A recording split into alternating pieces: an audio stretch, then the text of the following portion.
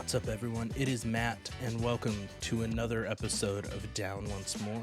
Got an actual mini episode coming at you this week. At least that's my intent going into this. I'm recording this. It is almost 9:30 p.m. on Labor Day, so Monday the 4th, so a couple of days before it's coming out. And I apologize if there's background noise, because for the past 45 minutes, fireworks have been going off nonstop, which I don't remember fireworks being a Labor Day thing, but apparently they are. So that is super fun. I have a scared dog that is shaking sitting next to me on the floor. So that's what we're dealing with. So apologies if you hear dog background noise, firework background noise, all the super fucking fun background noise. I'm a grumpy old man when it comes to fireworks. And so, like on the 4th of July, I'm like, hey, we have to work the next day. Why are we doing these until 2 a.m.? Let's be fucking reasonable. I don't know any reason. It gets dark at like 8:39, so why are we doing fireworks for like 5 hours? It makes no fucking sense to me. But that's my old man shakes his fist at clouds take for the night. A couple quick things on here. Our September movie review is going to be on The Last 5 Years. So this stars Jeremy Jordan and Anna Kendrick. It is based on a Broadway play and musical, and it is currently streaming for free on YouTube with ads, or if you have YouTube Premium, no ads, so bonus there. YouTube Premium, with the amount of different shows and podcasts and stuff that I watch on YouTube Premium is one of the best investments that I've made. So highly recommend YouTube Premium. That's my plug here. But The Last 5 Years, it's streaming on YouTube for free with ads. You can also rent it anywhere you do digital rentals, Vudu, Amazon, all that fun stuff. So a tip for if you're watching for the first time, I'm not giving Rayleigh this tip. We'll see if she actually listens to these mini episodes, if she finds out when she watches it. But I think it helps your enjoyment of it if you know this going into it. If you want to figure things out on your own, skip 30 seconds ahead. But when Jeremy Jordan's character is singing, he is telling the story of their relationship from the beginning to end. When Anna Kendrick is singing, it is from the end of the relationship to the beginning.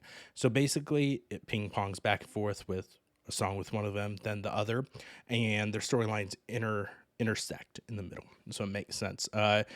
Spoiler alert, I've mentioned it many times before, so this isn't really a spoiler. It's one of my favorite musicals, so I haven't watched it in a while, and by a while, I mean like 6 months. So I'm sure my opinion will remain unchanged, but we will see when we discuss that at the end of the month. So whatever that fourth Wednesday in September is, so it will be the 27th is when that episode will come out. And according to my calendar, I have a dentist appointment that day. Fun fact. But September 27th, The Last 5 Years. Watch it before the episode so you know what we're talking about on YouTube for free with ads. With it being September 6th on Wednesday when this episode comes out, or if you're listening to it after then, the new Little Mermaid with Halle Bailey is now on Disney Plus. It came out September 6th. So Rayleigh and I discussed talking about that, making The Little Mermaid, talking about them as a group as our September movie. But Rayleigh did a really good mini review on that just a couple months ago on our channel. So if you haven't listened to that yet and you're curious on her thoughts, go check that out. Her and I will discuss all of them. We'll probably throw The Little Mermaid 2, the animated one, in there in a future episode. But we want to space that out since Rayleigh kind of gave her good summary on it and her thoughts there. So and I will maybe throw mine on one of these mini episodes, or I'll just wait till we talk about it. But that is out on Disney Plus now. Now, the main meat of this mini episode. Last mini episode, I did a kind of, not a draft, but I gave my 3 picks from each of the premium TV networks on what to watch there. My favorite series, what I thought were the best ones on there, and that had at least 3 seasons each. And I talked about doing that for the regular network TV stations, the ones you can get with the good old-fashioned bunny ears.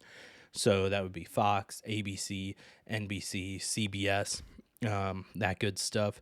Instead of doing all of them in one episode, I'm going to keep this a true mini episode, and I'm just going to do the Fox ones today. So my picks for the best Fox TV series.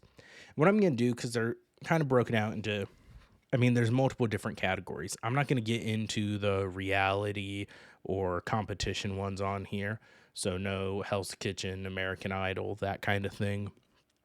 But I will say, I do enjoy Gordon Ramsay, and the show Next Level Chef. They just had the second season finished a couple months ago. That's one of my favorite new concept cooking shows out there. So Next Level Chef, really good. You can catch up all these, pretty much all the Fox ones. You can stream on Hulu for the most part. So I'm gonna give 2 picks and then an underrated pick for each category, drama and comedy. So a total of 3 series in each one for a total of 6 from each network. And partially just because I wanted to mix it up and break it. And so I make my own rules. I don't need to just do 3. It's my show, Rayleigh and I's show, my episode, my mini episode. So we start off with the drama series on Fox. My number 1 pick is 24 with Kiefer Sutherland. As a very unique concept where each episode takes place in real time. So there will be a clock that pops up on the screen. So in the hour of airtime, when it was airing live, it would jump different perspectives of different characters there. But the entire season, all 24 episodes, each one was an hour of the day. And it was a really cool concept. And I do feel like as the seasons went on, it got a little bit stale because, okay, how many crazy 24-hour periods can one dude have? He worked for CTU, Counter-Terrorist Unit, if I remember right, that's the correct acronym. And so each season, it was kind of similar to the other. But for me, it always kept me on the edge of my seat. It always kept me enthralled. It kept me coming back. I binge watched most of this series when the summer after I graduated high school. I cut my foot open jumping over a fence from my parents' minivan. I tried to jump over the fence. I was barefoot, caught my heel. I had to get stitches in the bottom of my foot. So my mobility was limited. Back then it wasn't streaming anywhere, so I would have to buy all the seasons on DVD. And so bought all the seasons on DVD. I think I still have them. I might have gotten rid of them because my wife said I was hoarding too many TV series and movies and stuff and DVDs that I never watched because I just stream everything, which was fair. It was taking up so much space. But I binged 5 or 6 seasons that summer as a lazy piece of shit as I lay in bed and my foot healed. So 24 is my number 1 pick. My next one is going to be Prison Break. In my opinion, you don't get much better than the season 1 of Prison Break. It was something completely different. It was intense. Fox had some intense series. I think they're one of the grittiest networks. Had some of the grittiest shows that network television had out there. So Dominic Purcell and Wentworth Miller were the stars of this show. Wentworth Miller plays a brother who is an engineer who had helped assigned to prison, where his brother is being held, and his brother who supposedly falsely accused of a crime. And so Wentworth Miller's character, he gets arrested and thrown in prison so he can help his brother escape before he gets executed, or whatever they call that when you're in prison. You do it. I don't think they use the word executed, death row, that whole thing. So he goes in to help his brother escape. And season 1 is fantastic. The seasons after it are good too, but in my opinion, season 1 was the pinnacle of that show. Now for underrated, I'm going to go with the show Lie to Me. It had Tim Roth in it. You may recognize him from some of the Marvel movies. He played Abomination in Edward Norton's The Incredible Hulk movie, the villain counterpoint to him. He showed up in the She-Hulk Marvel miniseries as well. But in this, he plays a deception expert who studies facial expressions, body language, helps figure out if people are lying. And it was very intriguing, and cases he'd be called in to help with, lectures he'd be giving at colleges, and just kind of as he would explain things. And yeah, everything was a little exaggerated and kind of some mentalist level stuff on there. Just he's hyper observant as well. But I love this series when it aired. In my opinion, it got canceled far too soon. It only ran for 3 seasons. But if you haven't watched Lie to Me, I highly recommend you check it out. I'll give an honorable mention on here too, and that's The Following, where Kevin Bacon plays, I want to say, an FBI agent. It deals with a serial killer and a cult following and everything like that. It's also very dark, but very interesting, and can't go wrong with some Kevin Bacon in your life, so come on. Switching gears to comedies now. Fox had some good ones. I am going to start off. My number one is probably my favorite network comedy of all time, and that is New Girl. One of my hot takes, I don't remember if I've mentioned it on here or if it was just on KFC Radio that I mentioned. In my opinion, New Girl is better than The Office. I feel like it has more rewatchability with some of the characters. The Office, sometimes the awkwardness. I think The Office has higher peaks, but for consistency throughout it and ones that I would want to rewatch and go back to, I have rewatched New Girl 3 times since maybe just twice, since my last Office rewatch. So New Girl's one I keep going back to more. Jake Johnson as Nick Miller is an example of perfect casting, in my opinion. He nails that character. It's one of my favorite TV characters ever. Same as, I am blanking on the guy's character who plays Schmidt. But Schmidt and Nick are two of my favorite TV. Max Greenfield is who plays Schmidt. And so obviously Zooey Deschanel, her character, in my opinion, is the weakest spot of the series because she can get grating and annoying quick. But I feel like it is balanced very well with Nick, Schmidt, and Winston and those characters in there. So New Girl, top of my list on comedies from Fox. Next up, I'm going to go with... I'm going to go with Brooklyn Nine-Nine. Andy Samberg, Melissa Fumero,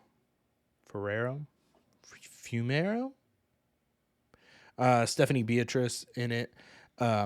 Stephanie Beatrice, fun fact, played Mirabelle in Encanto. My brain is not working today. I said it's later at night. It's Labor Day. It's been a long day. I've done more labor today, ironically, or not ironically. It's just stupid. But I worked for like 4.5 hours, and then I did yard stuff, house stuff, laundry, cooking, all that fun stuff. But Stephanie Beatrice plays Rosa Diaz in it. Great character. Jason Mantzoukas shows up in it. Terry Crews. Andy Samberg. If you're not an Andy Samberg fan, you won't like this show. Just straight up. I get he's not everyone's cup of tea, but I really enjoy it. It is Melissa Fumero, Fumero. So apologies for mispronouncing the name. Jolo Trulio is also in this, and he's fantastic. We talked about him in, I think it was our Pitch Perfect episode, because he has a small role in that. That he's one of my favorite bit characters. Anytime he pops up in a movie or TV series, it's great, and his character is fantastic. So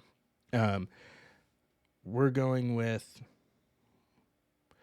I'm now blanking on myself. What network was How I Met Your Mother on? Was it Fox? I was doing my research and I didn't see it. But still, Brooklyn Nine-Nine. How I Met Your Mother was CBS. Fun fact, was not Fox. It threw me off because it's on Hulu now, and How I Met Your Father is the Hulu one, which Hulu is owned by Fox, all that fun shit. But anyway, sorry. Brooklyn Nine-Nine, my second comedy pick.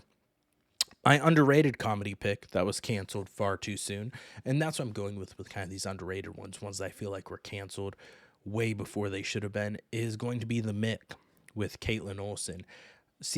It only ran 2 seasons. They were both great, in my opinion. Caitlin Olsen, I was kind of nervous and wondering how she'd do without the rest of the Always Sunny crew around her, but she is fantastic in this. She plays, and this is how it's listed as the description, a hard living aunt who has to step up and take care of her sister's kids when her sister flees the country trying to escape criminal charges. So she's a fuck up. She's just trying to get her sister's money, a taste of good life, and someone who never wanted kids, and having to take care of these kids and teens. And it's a lot of fun. I thought it should have gone way longer than it did. Caitlin Olsen is fantastic in it. Pretty much everyone from the Always Sunny crew has the star power that they can carry their own series, in my opinion. Rob McElhenney in Mythic Quest on Apple TV Plus. That's been a lot of fun, and he has some really good dramatic moments in it as well. Glenn Howerton in AP Bio has been great. Charlie Day hasn't really gone out and done his own on TV series, at least not that I known. He was in the Pacific Rim movies. He did that Fool's Paradise movie that apparently was one of his passion projects that he wrote and directed, and it was not very good, in my opinion. It never grabbed me. I didn't love it, which sucks because I love Charlie Day, and he's one of my favorite characters in Always Sunny, but the movie just wasn't for me. But he has the acting skills. He can pull off dramatic roles. He could hold his own series, I believe, and so I'd like to see him do more. But Always Sunny crew, entire crew, fantastic. The Mick, very underrated. Some honorable mentions and comedies are That 70s Show, obviously, and Arrested Development. Arrested Development, great. Michael Cera, Jason Bateman, fantastic cast. Some fantastic Will Arnett too. Some fantastic comedic moments. Great writing on a show that should have ran longer than it did, but in my opinion, overall, for how long they ran and everything, New Girl and Brooklyn Nine-Nine barely edged it out. I almost put Arrested Development over Brooklyn Nine-Nine. That was my internal struggle on where to put what. So that's going to do it. So for dramas, we had 24, Prison Break, honorable mention or underrated series is Lie to Me. And for comedy, you had New Girl, Brooklyn Nine-Nine, and underrated series is The Mick. So those are my recommendations, my top picks for network TV shows on Fox. Again, that's not counting the reality ones, the cooking ones, obviously not the news ones, the nightly shows, late night shows in general, I cannot stand. They're bits that they do every once in a while. I can deal with it online. I can think it's funny. I cannot watch it day in and day out. It's just not for me on any of them. Jimmy Fallon, Jimmy Kimmel, James Corden, none of those, especially not James Corden. The Carpool Karaoke got very old very fast, and it seemed like a way just for him to suck his own dick on there. But anyways, that's going to do it for this week's mini episode. I kept it short and sweet for you. Hopefully there wasn't too much background noise going on, and stay tuned. Next week, Rayleigh and I are going to do a fun draft of our top 5 Disney characters we would want to be stranded on a desert island with. So animated Disney characters. So make sure to tune in for that. And like, comment, subscribe, share, all that fun stuff. Said another one, my goal is to get to 100 subscribers on YouTube. I think we can do it. I think there's about a 1% chance we can do it, but we can do it. If every one of you subscribers on our YouTube shares it and convinces 3 people to do it, or hell, make 3 different Gmail accounts and sign up 3 times yourself, why not? Show us some love. We can do it. So thank you all for tuning in, and don't forget to go down once more. Later.